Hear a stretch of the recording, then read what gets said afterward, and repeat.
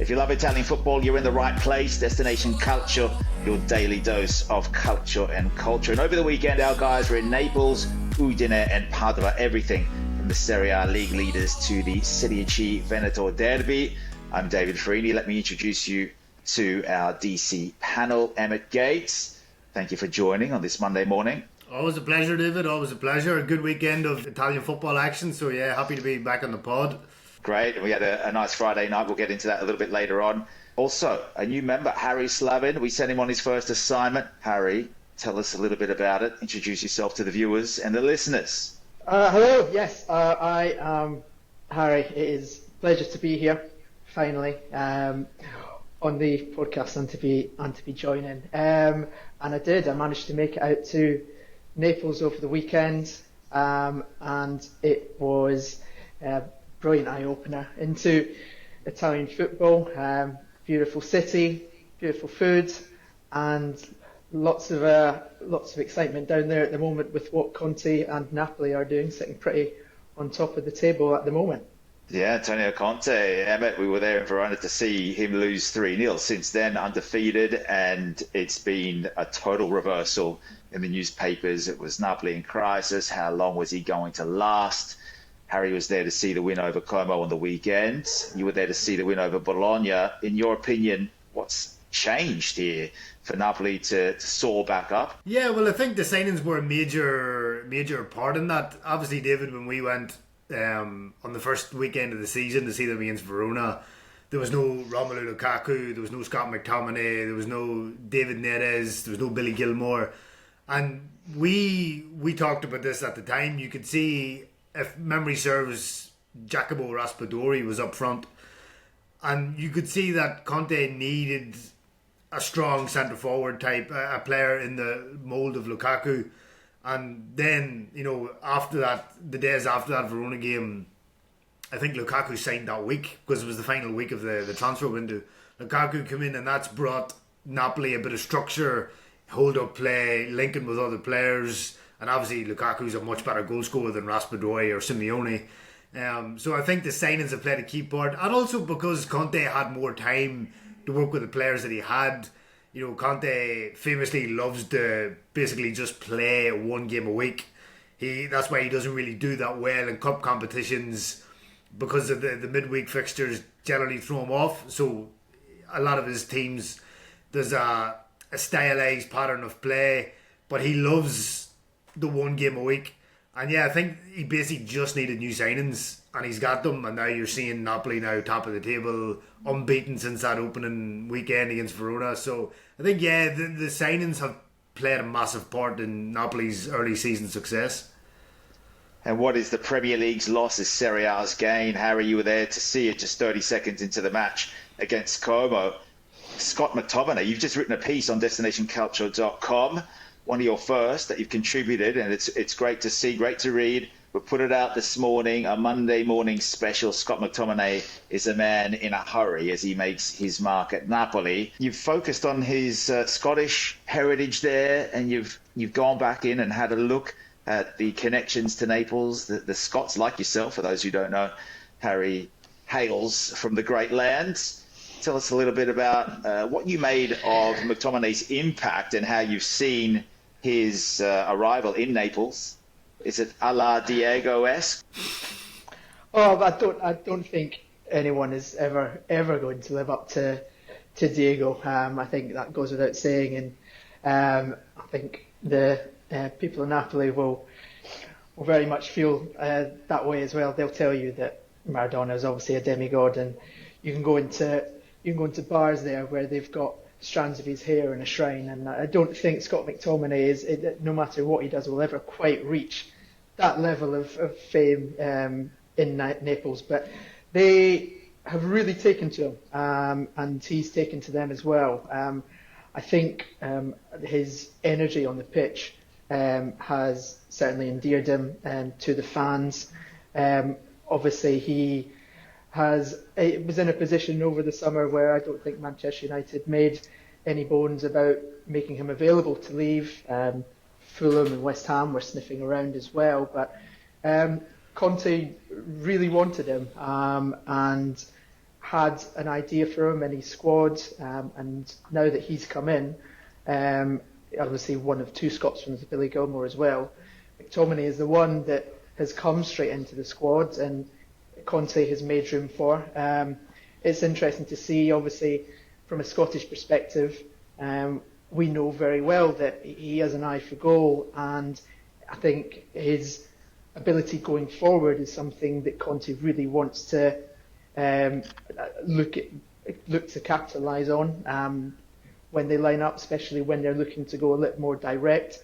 It almost appears that Napoli will play with the front two, and you can see them side by side alongside Lukaku, the pair of them looking to play off each other, and that's how they got their joy in the opening 26 seconds when Lukaku had the ball and was able to play in McTominay. I enjoyed from Il Mattino as well, describing McTominay's battle with the defender Alberto De Sena, saying that he blew him away like the wolf from the first Little Pig's house to grab his goal inside 26 seconds. So they are very excited by him. I think as well he has good teammates inside the midfield as well. Stanislav Lobotka was one of the bright spots last season on what was a pretty forgettable season for Napoli, and this season again he seems to be playing like a machine. Cesc Fabregas touched on that during his press conference after the game. He was saying, "Dear me, give me 11 of Lobotkas. I could watch him play all day."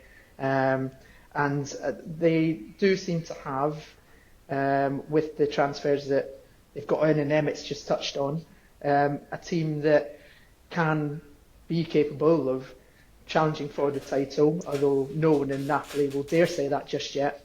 But Conte went out and spent a lot of money, and they have this free week in the sense of they don't have European competitions to go at compared to the rest of their rivals, and that could, in the long term, stand them in good stead. Sure. Emmet, any chance of a Scott McTominay cake in Naples? A la Romelu Lukaku or Victor Osimhen? We've seen those. Yeah, I mean, you never know if McTominay plays a huge part in potentially, Napoli's fourth ever Scudetto, then there could be murals, cakes, pizzas. You never know, David. You know what the Neapolitans are like when it comes to their idols. There's nothing they won't do for them. Absolutely. Harry went to the Cicciota Amarecchiato restaurant on the weekend. It's a hot spot for the Napoli players over the years. Spalletti there with Fabio Cannavaro just about a week ago from the reports on social media. So good to see Posillipo is still the hot spot there for all the Neapolitans, the former greats. Emmet, you also wrote on Como and Napoli on the weekend. Take us through your thoughts. There's a couple of, I won't say unearthed gems, because Niko Pas was unearthed at Real Madrid last season. Take us through your article on destination.calcio.com. Yeah, I mean, obviously, David, we watched the match together in London at Di Maria's restaurant in Notting Hill Gate, and for the listeners, would definitely recommend going there, especially during a Napoli game. It can get a bit crazy, a bit boisterous, so would definitely recommend it if you live in and around London. And we've got the social media up on Twitter at the moment, so for those of you who want to meet Pasquale, their owner, he's some character, isn't he? He even sings a tune at the end of that video, so make sure you get on Twitter and our socials and have a look. But Emmet, sorry to interrupt, go on. But me and you both agreed that Como, actually, for a large portion of the game, were actually the better team. After McTominay's goal, we kind of thought Napoli are kind of, the floodgates could open here, but Como got into the game and slowly but surely built up, momentum, and for large portions of the game, they were the better team. Obviously, Niko Pas was instrumental in that. He was drifting in between the lines, in between defence and midfield, picking up the ball, orchestrating play. Gabriel Strafezza had a rocket of a shot, that went into the net. Niko Pas hit the post from the same kind of position as Strafezza, only it hit the inside of the post and went out. But I was very impressed with Como. There was the opportunity for Napoli to get 2-3-4 after scoring the first goal in 25 seconds. But Como impressed me, and I think Niko Pas, if Como's going to survive this year, I think Niko Pas will have a lot to do with it. I think out of all the attacking players, he's clearly the best. Signed from Real Madrid in the summer for around 6 million. Just got his first call up to the Argentina national setup alongside Messi and Dybala and Lautaro. But he is a very bright talent, and I think he will go places. He's not particularly quick. He reminds me in shades of Dybala, all left foot, happy to cut inside. But as Fabregas said, he saw him last season for Real Madrid's youth team, Castilla. He brought him in, gave him a 4-year contract. The only thing is, I think what I've read is that Madrid have a buyback clause, and they also get 50% of the sell-on fee.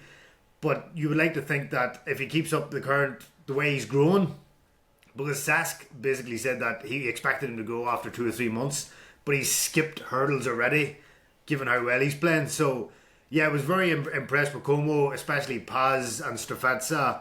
And yeah, again, with a win over Atalanta, I definitely think Como, people went into this season not really knowing what Como were about and what they could do.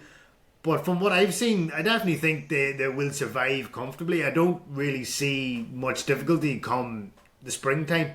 But I do think Niko Pas will be central to Como surviving. Yeah, they definitely come a long way over the past month, Como, especially. So it's about that first win, isn't it?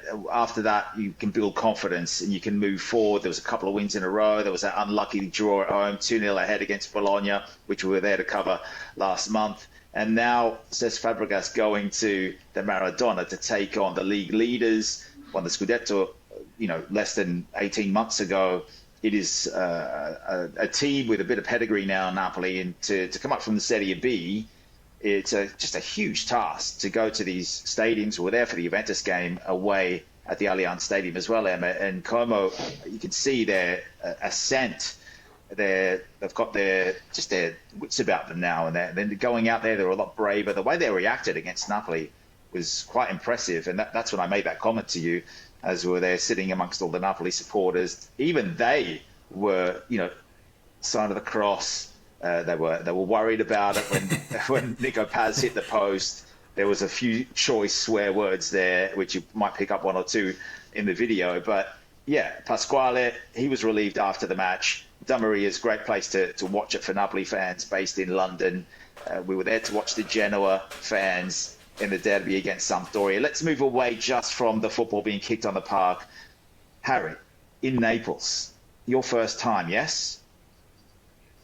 It was, yes. Very first time. You tell us a little about your experience. Also, because we cover travel and culture here and we want people to get to these stadiums, tell us about your experience getting to Italy. And be honest, you don't have to. It has to be a puff piece about how great Naples is. Tell us about any issues you had, what stood out to you, any favourite meal, a special meal.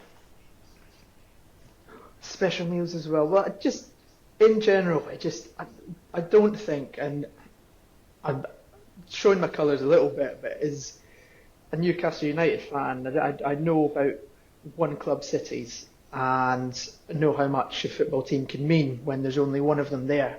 But Naples and Napoli is on another level entirely, and you cannot walk the streets for references to the football team, to Maradona. There are murals everywhere, there are banners in the street, there are shirts on sale absolutely everywhere, there are kids roaming around in shirts.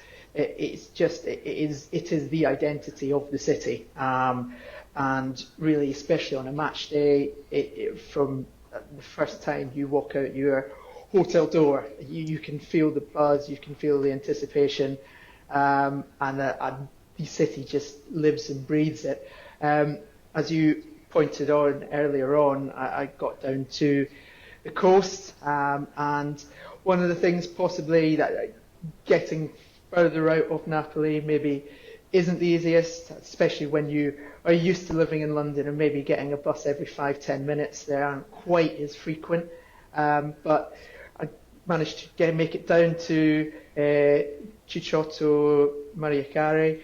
And the views down there are incredible. The location of it, you can see exactly why it's such a firm favourite with the likes of Luciano Spalletti, with Antonio Conte and the team as well.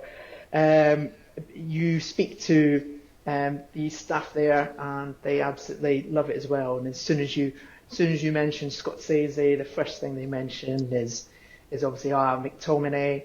The owner there, Vincenzo, is getting his phone out saying and showing me the picture of Scott having visited just 2 days earlier. So it's obviously a place that the footballers are recommended as well, and they know to go. They know they're going to get looked after. I think that's just the same in absolutely any restaurant or any bar that they would step foot in that city, because they are, once you pull on that shirt, you are to an extent a heightened individual. Not quite demigod, but you're definitely put on a pedestal. And yeah, they're passionate, they're excited, and yeah, just really happy to have people down there, and they will tell you all the stories. I think they were telling me that Dries Mertens signed his contract in the restaurant as well, in broken English. But yeah, just anything to do around football, they want to talk to you about. They surround the rest of the city. There is a buzz, but the food as well down there, cannot recommend enough. Catches of the day, fresh fish, you're right on the seafront as well. And yeah, the views to match are spectacular. The Bay of Naples, spectacular indeed. So we recommend for people to go there. Harry, what are the chances of Cicciotto or any Napoli restaurant adding a special Scott McTominay dedicated haggis dish? Whoa, haggis dish. Well, I don't know. I mean, you'd have to think if he helps them to another Scudetto, then I think they'd be more than happy to put a bit of haggis on a pizza. I'm not sure it's been done before. You'd just call it the McTominay pizza, put a bit of haggis on it, maybe serve it with a bit of iron brew, and that'd be one way. If he can score a couple of goals to take them on their way this season to some kind of silverware, then I'm sure Neapolitans and any people going to visit would happily eat that up. Yeah, well, he's already scored against Palermo and now against Como. Let's see how he goes for the rest of the season. Maybe he gets a bag of 10 all up in all competitions, Harry. They've got to do something. Oh, they could sort out a whole breakfast menu. You could put a bit of black pudding on there, a little bit of Lorne sausage, potato scones as well. I know they're big on there. They do still like to deep fry stuff in Naples as well, with your arancini balls and your deep fried pasta balls as well. So maybe they could dip back into the deep fried market as well. But there's plenty of crossover there. I'm not surprised McTominay is finding himself at home. He spoke to DAZN afterwards, and he thanked the fans. It does seem that he's absolutely loving life out there, and he was giving away his shirt afterwards. And he's been round seeing the sights. He's staying down on the port front as well at the moment, and I think he's really embracing it, and he's receiving the love back. So who knows? It could be a match made in heaven. We'll see how he goes for the rest of the season. We will, and again, I'll reiterate, a couple of pieces, one by Harry Slavin, one by Emmet Gates on Napoli-Como over the weekend. Scott McTominay, the talk at the town. Let's see how he goes in the international break with Scotland. Speaking of that, we're going to follow Italy throughout the next couple of weeks, taking on Belgium and Israel, the Olimpico and the Blue Energy. Dan Cancian was at the Blue Energy on Saturday, covering Udinese and Lecce. Then he went a couple of hours away. He was based in Padua for the weekend, covering the Serie A derby, the Venetian derby of Padua Vicenza. Big game at the Padua home stadium there at the Eugeneo. So we're going to hear from Dan later this week. Let's just touch upon Naples for a couple more minutes. Emmet, we were there in August and we were at the Murales Maradona. Look, fantastic time of the year to go in August. We're there. We recorded a pod. For those of you who haven't seen it yet, jump on our YouTube channel, DCTV, and have a look at that one. Spoke to a few of the locals there, took it all in.